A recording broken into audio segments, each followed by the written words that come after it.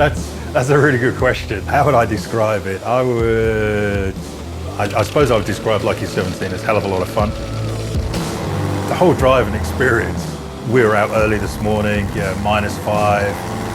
It does feel like you've just tried to cross the North Sea, in a dinghy. You feel weather beaten. You feel your organs ringing with the vibration. I hate the word, but it's a very visceral experience.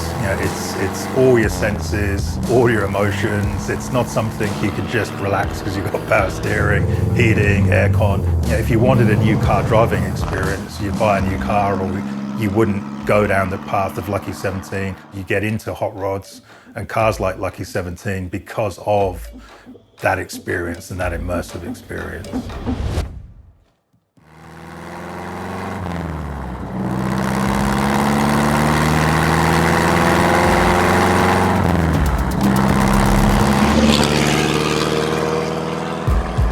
Pretty much been a lifelong thing, but something that's really evolved to where I am now in terms of getting the hot rod bug. Probably starting from my design background, interested in shape, form, industrial engineering. I enjoy big engines and speed and everything, don't get me wrong, but there's also something about proportion I love, and also the simplicity. So with Lucky 17, it's almost bare bones, but it's also beautiful in its simplicity. It literally is old school, and that for me is pretty important. You can improve the handling by going for later style wheels with modern tires, but that's not the experience I'm after. I don't want to have an old car that I then try and make perform like a new car. I want that authentic feeling. So again, that's the nature of the vehicle we've got.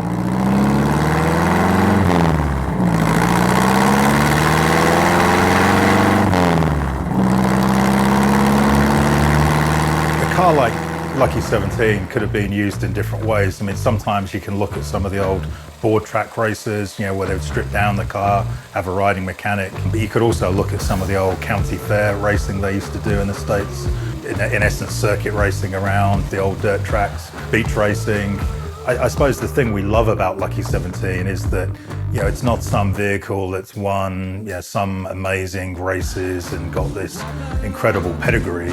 It's just like an everyman car. It's something that a father and son built.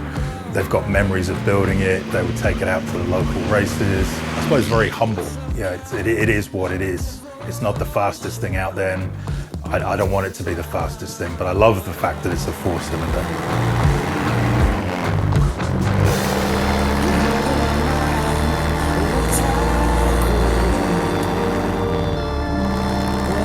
I tend to get obsessed about every aspect of my life.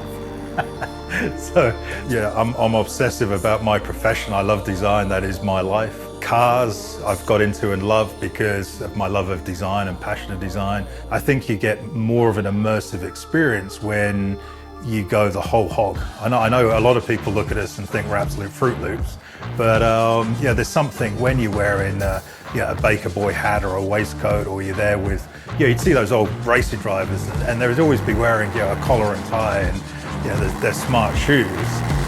I think what Julie and I do is what we love, and we do what we love, and if we can meet other people and bump into other people that also love it, that's fantastic. But I don't know whether it's really sad, but we dress up and get out in the car and go out when there's absolutely nobody around anyway. And the fact that there are other people love that, that's great. So, but we can be obsessive on our own. Maybe that's a sign of madness.